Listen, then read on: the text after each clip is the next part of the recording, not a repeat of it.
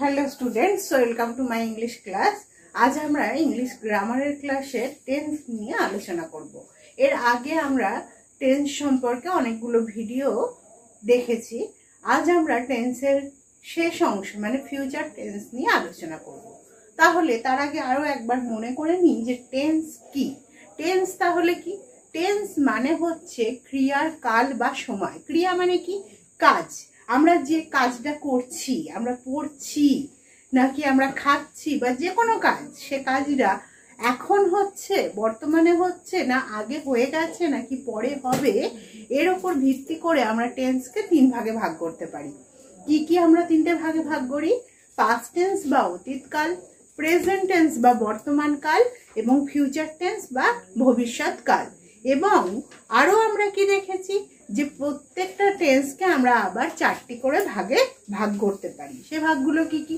Indefinite, continuous, perfect এবং perfect continuous.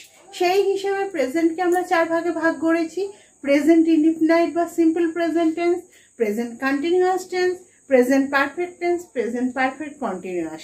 পাস্টেরও এরকম চারটে ভাগ আছে, past indefinite, past continuous, past perfect এবং পাস্ট পারফেক্ট কন্টিনিউয়াস। তো ফিউচার টেন্সেরও সেরকম চারটে ভাগ আছে, যে ফিউচার ইনডিফিনাইট বা simple future tense, future continuous এবং ফিউচার পারফেক্ট এবং ফিউচার পারফেক্ট কন্টিনিউয়াস। এর মধ্যে ফিউচার পারফেক্ট কন্টিনিউয়াস টেন্সের ব্যবহার নেই বললেই চলে। তাই মূলত আমরা ফিউচার টেন্সের তিনটে ভাগ অর্থাৎ ফিউচার ইনডিফিনাইট বা simple future tense, future continuous এবং ফিউচার পারফেক্ট নিয়ে আলোচনা করব। তাহলে ফিউচার এই কথার মধ্যেই এটা যে কাজটা পরের কাজ, আমার পরের ঘটবে ঘটনাটা, সেটার ইঙ্গিত আছে। কেননা ফিউচার কথার অর্থ কি? ভবিষ্যৎ। ভবিষ্যৎ মানে কি? যে কাজটা এখনো হয়নি, হবে সেটা। তাহলে সেটাই হচ্ছে ফিউচার টেন্স। তাহলে আমি ভাত খেয়েছিলাম, এটা যেমন অতীতকাল। আমি ভাত খাই বা খাচ্ছি, এটা যেমন প্রেজেন্ট টেন্স বা বর্তমান কাল, তেমনি আমি ভাত খাবো। দেখো এখানে কাজটা কিন্তু কমপ্লিট হয়নি, হয়তো শুরুই হয়নি, আমি ভাত খাবো, কাজটা ভবিষ্যতে হবে বোঝাচ্ছে। সেক্ষেত্রে তাহলে আমরা কি ব্যবহার করব? Future tense. ফিউচার টেন্স মানে কি? কাজটা পরে সংঘটিত হবে, ক্রিয়াটি পরে সংঘটিত হবে, এরকম অর্থে আমরা ফিউচার টেন্স ব্যবহার করব। এবং তাহলে ফিউচার টেন্সের তিনটে ভাগ নিয়ে আমরা আলোচনা করব। ফিউচার ইনডিফিনাইট, তার প্রথম ভাগ হচ্ছে ফিউচার ইনডিফিনাইট। ফিউচার ইনডিফিনাইট বা যেটাকে আমরা কি বলতে পারি? Simple future tense. অর্থাৎ কোনো কাজ সাধারণভাবে ভবিষ্যতে ঘটবে এরকম বোঝালেই ফিউচার ইনডিফিনাইট টেন্স হয়। যেমন আমি বলেছি আমি ভাত খাবো, আমরা যেমন এখন যদি বলি আমরা ইংরেজি পড়ছি, this is present continuous tense. কিন্তু আমি যদি বলি আমরা ইংরেজি পড়বো, বাবা বাজার যাবে, আমি কাল স্কুল যাব, ইত্যাদি যে কাজগুলো ভবিষ্যতে হবে সেগুলো সবই সাধারণভাবে হবে বোঝাচ্ছে, সেটা সবার ক্ষেত্রেই ফিউচার ইনডিফিনাইট টেন্স। যেমন আমরা ইংরাজি পড়ব, এটা তো ভবিষ্যতে হবে, সাধারণভাবে কাজটা সংঘটিত হবে, এটা হচ্ছে ফিউচার ইনডিফিনাইট টেন্স। বা বাবা বাজার যাবে। এবার তাহলে প্রত্যেকটা টেন্স আমরা যখন আলোচনা করেছি তখন কি দেখেছি? প্রত্যেকটা টেন্সের নিজস্ব একটা স্ট্রাকচার বা সূত্র বা গঠন প্রণালী আছে, যে সেই রীতি অনুসারেই আমাকে কিন্তু সাজাতে হবে সাবজেক্ট, ভার্ব, অবজেক্ট ইত্যাদি। বা আর কিছু আইএনজি দিতে হবে, বা কোথাও আমাকে হ্যাভ, হ্যাজ ইত্যাদি আনতে হবে, কোথাও পাস্ট পার্টিসিপল ফর্ম ইউজ করতে হবে। তো সিম্পল ফিউচার টেন্সের সূত্র কি সেটা তো আগে আমরা জানি। সূত্র বা স্ট্রাকচার যাই বলো কিনা, সেটা তাহলে সিম্পল ফিউচার টেন্স বা সিম্পল ফিউচার ইনডিফিনাইট টেন্সের ক্ষেত্রে কি হবে? প্রথমে তো সাবজেক্ট বসলো, তারপর শ্যাল বা উইল বসলো, প্লাস ভার্বের ফার্স্ট ফর্ম। ভার্বের ফার্স্ট ফর্ম মানে কি?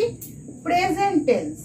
তারপরে তাহলে আমি কি বসাবো, প্রেজেন্ট টেন্স ইউজ করব, মানে প্রেজেন্ট টেন্স না অ্যাকচুয়ালি প্রেজেন্ট ফর্ম, প্রেজেন্ট ফর্মটা আমি ইউজ করব কনজুগেশন চার্টে। প্রথমেই যেটা আছে সেই প্রেজেন্ট ফর্মটা আমাকে ইউজ করতে হবে।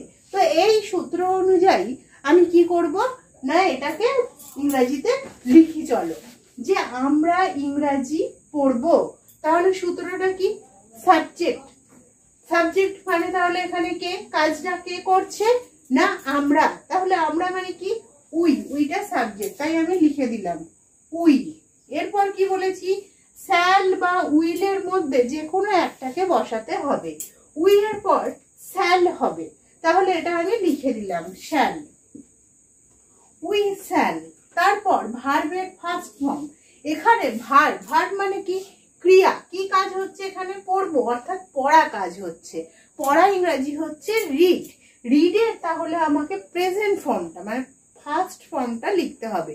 তো রিডের কিন্তু তিনটে ফর্মের ক্ষেত্রেই বানানটা এক, রিড রেড রেড, কিন্তু প্রথম ফর্মটা রিড, বানানের কোনো পার্থক্য হবে না, উচ্চারণে পার্থক্য হবে, তাই উই শ্যাল রিড, কি না কি পড়বো না ইংরাজি, উই শ্যাল রিড ইংলিশ। এই হয়ে গেল, তাহলে ফিউচার ইনডিফিনাইট টেন্সে অতি সহজেই আমরা করে ফেলতে পারলাম। পরেরটা এবার তোমরা নিজেরা চেষ্টা করো, এবার আমি যেটা করছি তার সঙ্গে খালি মিলিয়ে নাও। বাবা বাজার যাবে, তাহলে সূত্র কি, সাবজেক্ট শ্যাল বা উইল, ভার্বের ফার্স্ট ফর্ম, তাহলে সাবজেক্ট কে, এখানে কর্তা কে, বাবা, তাহলে লিখছি বাবা, বাবা ইংরেজি ফাদার। এবার শ্যাল বা উইলের মধ্যে কে বসবে না উইল, ফাদার উইল। এবার ভার্বের ফার্স্ট ফর্ম, ভার্ব কি, যাবে, কাজটা কি হবে, যাওয়া কাজ হবে, তাহলে যাওয়া ইংরেজি কি, গো, এটা হচ্ছে ফার্স্ট ফর্ম, তাহলে গোটা লিখলাম, ফাদার উইল গো, কোথায় যাবে, টু মার্কেট, অর্থাৎ বাজারেতে, বাবা বাজারেতে যাবে, তাহলে father will go to market. এবার আমি সূত্রের দিকে আবার একবার চোখ বোলাই, সূত্রটা কি আছে, সাবজেক্ট শ্যাল বা উইল, ভার্বের ফার্স্ট ফর্ম। তাহলে তোমরা বলবে শ্যাল বা উইল, আমি এক জায়গায় শ্যাল ব্যবহার করলাম, এক জায়গায় আমি উইল ব্যবহার করলাম, তাহলে কোথায় আমি শ্যাল ব্যবহার করব বা কোথায় আমি উইল ব্যবহার করব সেটা কি করে বুঝবে, যেখানে ফার্স্ট পার্সনের ক্ষেত্রে সে সিঙ্গুলার হোক বা প্লুরাল হোক সেখানে আমরা শ্যাল ব্যবহার করব, এবং বাকি সবকিছুর ক্ষেত্রে কিন্তু আমরা উইল ব্যবহার করব। ফার্স্ট পার্সন মানে কি, আমি বহুবার বলেছি, প্রোনাউন পড়ানোর সময় ডিটেলসে বলেছি যে ফার্স্ট পার্সন কোনগুলো, আমি আমরা, সিঙ্গুলারে আমি মানে আই এবং প্লুরালে আমরা মানে উই, অর্থাৎ আই আর উই থাকলে, আই আর উই থাকলে, এই দুটো প্রোনাউন থাকলে আমরা খালি শ্যাল ব্যবহার করব, এছাড়া আর সব কিছুর ক্ষেত্রে ইউ হও কি, হি, সি, ইট, দে ইত্যাদি সমস্ত কিছুর সঙ্গেই কিন্তু আমরা উইল ব্যবহার করব, শুধুমাত্র আই আর উই মানে ফার্স্ট পার্সন সিঙ্গুলার নাম্বার এবং first person plural number we এর সঙ্গে আমরা খালি শ্যাল ব্যবহার করব। এবার আমরা ফিউচার কন্টিনিউয়াস টেন্স নিয়ে আলোচনা করব। ফিউচার কন্টিনিউয়াস, তাহলে কন্টিনিউয়াস, কন্টিনিউয়াস কথার অর্থ কি, ঘটমান। এ পর্যন্ত সমস্ত টেন্সের আলোচনাতে আমরা এটা দেখেছি যে কন্টিনিউয়াস মানে ঘটমান এবং ফিউচার মানে ভবিষ্যৎ, অর্থাৎ ভবিষ্যৎ ঘটমান। তার মানে কি, ভবিষ্যৎ ঘটমান মানে কি, ভবিষ্যতে কোনো কাজ চলতে থাকবে সেরকম বোঝালে ফিউচার কন্টিনিউয়াস হয়। তো আমরা প্রেজেন্ট কন্টিনিউয়াসে কি পড়েছি, যে বর্তমানে কোনো কাজ চলছে এরকম বোঝালে সেটা প্রেজেন্ট কন্টিনিউয়াস। আমরা সাধারণ উদাহরণ দিচ্ছি যে আমরা ইংরাজি পড়ছি, তাহলে কাজটা তো ঠিক এই মুহূর্তে ঘটছে, আমরা ইংরাজি পড়ছি, উই আর রিডিং ইংলিশ নাও, আমরা এখন ইংরাজি পড়ছি। আমরা পাস্ট কন্টিনিউয়াসের ক্ষেত্রে ওটা কি, অতীতে কোনো কাজ কিছুক্ষণ ধরে চলছিল এরকম বোঝালে, যে তুমি তখন কি পড়ছিলে, তার আনসারে কি দিয়ে বলছো যে আমি তখন ইংরাজি পড়ছিলাম, আই ওয়াজ রিডিং ইংলিশ দেন, আমি তখন ইংরাজি পড়ছিলাম, কাজটা অতীতে কিছু সময় হচ্ছিল একটানা এরকম বোঝা যাচ্ছে। এবং এবার যদি বলা হয় ফিউচার কন্টিনিউয়াসের ক্ষেত্রে কি হবে না, ভবিষ্যতে কাজটা কিছুক্ষণ ধরে চলতে থাকবে, এরকম বোঝালে ফিউচার কন্টিনিউয়াস হবে। তাহলে ধরো তোমরা বিকালে কি পড়বে না, আমরা বিকালে ধরো 5টার সময় কি করবে না, আমরা 5টার সময় ইংরেজি পড়তে থাকবো, তখন আমরা এই কাজটা করব, সেই সময়টা একটা না আমরা এই কাজটা করতে থাকবো, এরকম বোঝালে ফিউচার কন্টিনিউয়াস টেন্স হয়। যে ছেলেরা বিকালে ফুটবল খেলতে থাকবে, ছেলেরা বিকালে ফুটবল খেলতে থাকবে। তাহলে এই ফিউচার কন্টিনিউয়াস টেন্স আর কি হতে পারে, যে বাবা খবরের কাগজ পড়তে থাকবেন,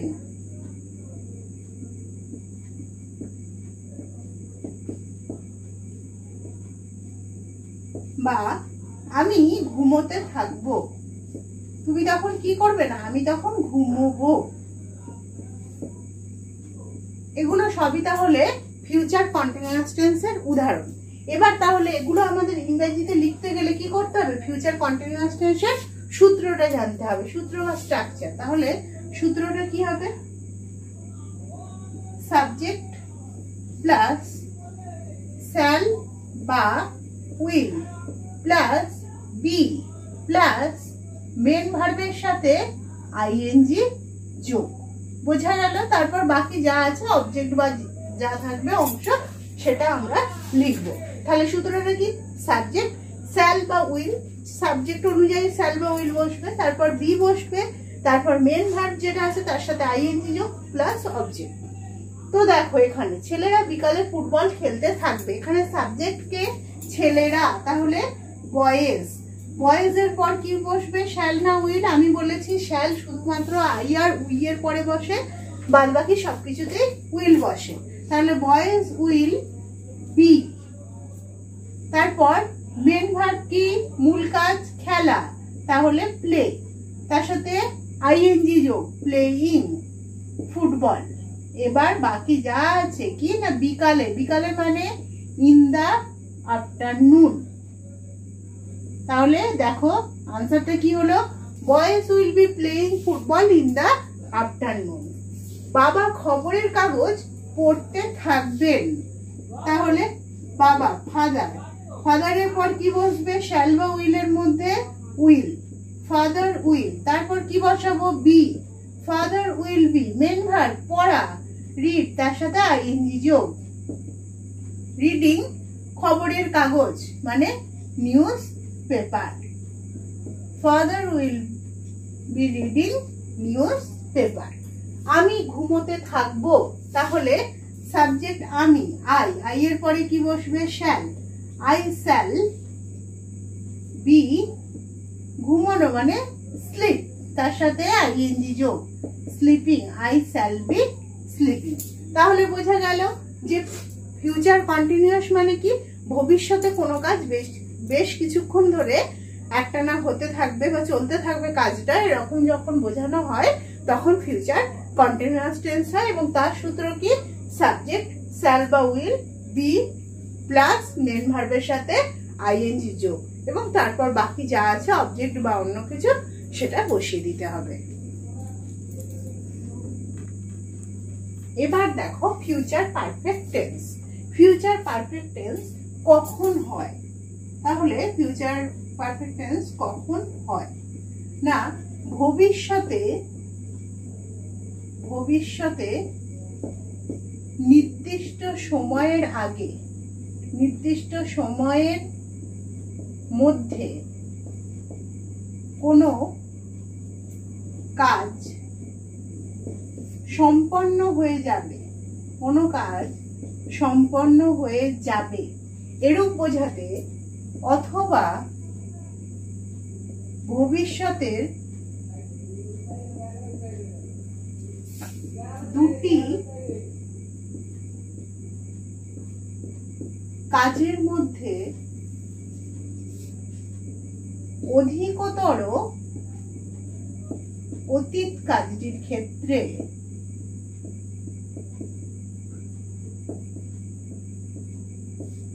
ফিউচার পারফেক্ট টেন্স হয়।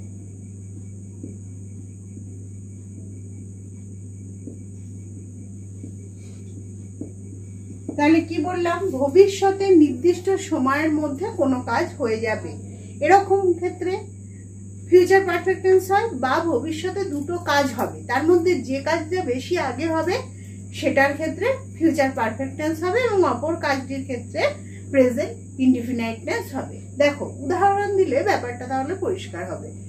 ভবিষ্যতে নির্দিষ্ট সময়ের মধ্যে কোনো কাজ সম্পন্ন হবে, আমি যদি বলি যে আমি এই কাজটা বা আমি গল্পের বইটা কমপ্লিট করে ফেলবো নেক্সট উইকে, তাহলে একটা নির্দিষ্ট সময় বললাম যে পরের সপ্তাহের মধ্যে বা পরের সপ্তাহে আমার গল্পের বইটা কমপ্লিট হয়ে যাবে, তাহলে নির্দিষ্ট সময় বলে দিচ্ছি যে পরের সপ্তাহ, এবং বলছি তার মধ্যে কাজটা আমার শেষ হয়ে যাবে, সেক্ষেত্রে আমরা ফিউচার পারফেক্ট টেন্স ইউজ করব। এবার তার সূত্রটা আগে লিখে নিই, তাহলে আমাদের করতে সুবিধা হবে। সূত্রটা কি, সাবজেক্ট প্লাস শ্যাল বা উইল প্লাস হ্যাভ। ফিউচার কন্টিনিউয়াসের ক্ষেত্রে আমরা যেমন শ্যাল বা উইল দিয়ে প্লাস দিয়ে বি দিয়েছিলাম, ফিউচার পারফেক্ট টেন্সের ক্ষেত্রে শ্যাল বা উইল দিয়ে প্লাস দিয়ে হ্যাভ দিতে হবে, প্লাস মেন ভার্বের পিপি ফর্ম। পিপি ফর্ম মানে তোমরা জানো পাস্ট পার্টিসিপল ফর্ম, বা যেটাকে আমরা বলি থার্ড ফর্ম, ভার্বের থার্ড ফর্ম, যেমন ডু, ডিড, ডান, এই 3 নম্বর ফর্মটা, ডানটা ইউজ করতে হবে। তাহলে সাবজেক্ট শ্যাল বা উইল, তারপরে হ্যাভ, মেন ভার্বের পাস্ট পার্টিসিপল ফর্ম। তাহলে আমি আগামী সপ্তাহে গল্পের বইটা কমপ্লিট করে ফেলবো, তাহলে কি হবে, সাবজেক্ট আই, আই এর পর জানো শ্যাল, আই শ্যাল হ্যাভ বসালাম, I shall have, main verb কি কমপ্লিট করে ফেলবো মানে কমপ্লিটেড, তার পাস্ট পার্টিসিপল ফর্ম কি হবে, completed. I shall have completed the story book, the story book by next week, অর্থাৎ আগামী সপ্তাহে, আগামী সপ্তাহে আমি গল্পের বইটা কমপ্লিট করে ফেলবো। বা আমার বাবা আগামী বছর রিটায়ার হবে, তাহলে সাবজেক্টে আমার বাবা মানে মাই ফাদার, শ্যাল বা উইলের মধ্যে উইল, হ্যাভ তো সবার সাথেই দিতে হবে, my father will have retired আগামী বছর বাই নেক্সট ইয়ার। তাহলে বোঝা গেল যে প্রথমটা যেটা বলেছিলাম যে ভবিষ্যতে নির্দিষ্ট সময়ের মধ্যে কোনো কাজ সম্পন্ন হয়ে যাবে, কাজটা সেই সময়ের মধ্যে সম্পন্ন হয়ে যাবে, এরকম বোঝাতে ফিউচার পারফেক্ট টেন্স হয়। এবার তাহলে আমরা আর একটা উদাহরণ দেখব, সেটা কি ফিউচার পারফেক্ট টেন্সেরই যে দুটো কাজ ভবিষ্যতে হচ্ছে, তার মধ্যে যেটা বেশি আগে হচ্ছে সেটার ক্ষেত্রে কিভাবে ফিউচার পারফেক্ট টেন্স আমরা ব্যবহার করব। দেখো কি বলেছি, দুটো কাজ ভবিষ্যতে হবে, দুটো কাজই ভবিষ্যতে হবে, যেটা বেশি আগে ঘটবে, যে কাজটা আগে হবে ভবিষ্যতে, সেই আগে হওয়া কাজটির ক্ষেত্রে ফিউচার পারফেক্ট টেন্স হবে, এবং পরের কাজটির ক্ষেত্রে প্রেজেন্ট ইনডিফিনাইট টেন্স। দেখো তুমি আসার আগে আমি সেখানে যাব, এখানে দুটো কাজ হচ্ছে, তুমি আসবে আমি যাব, তাহলে কোনটা আগে হচ্ছে না, তুমি আসার আগে আমি সেখানে যাব, তাহলে আমার যাওয়ার কাজটা আগে হচ্ছে, সেটার ক্ষেত্রে তাহলে এই যে আমি যাব সেটার ক্ষেত্রে ফিউচার পারফেক্ট টেন্স হবে। দেখো আমি যাব, তাহলে কি হবে, আই, আই এর পর যেন shall, I shall have gone there, I shall have gone there before you come. I shall have gone there before you come. বা সে যাবার আগেই আমরা তার সঙ্গে সাক্ষাৎ করে নেব। এখানে দুটো ঘটনা, সে যাচ্ছে আর আমরা তার সঙ্গে সাক্ষাৎ করে নেব, তাহলে কোনটা আগে ঘটছে, সে যাওয়ার আগে আমরা সাক্ষাৎ করব, তাহলে আমাদের সাক্ষাৎকারের ঘটনাটা, সাক্ষাৎ করাটা, দেখা করাটা আগে হবে, তাহলে সেটার ক্ষেত্রে ফিউচার পারফেক্ট টেন্স। তাহলে আমরা we shall have met him before, সে যাবে, he leaves, present indefinite tense. before he leaves.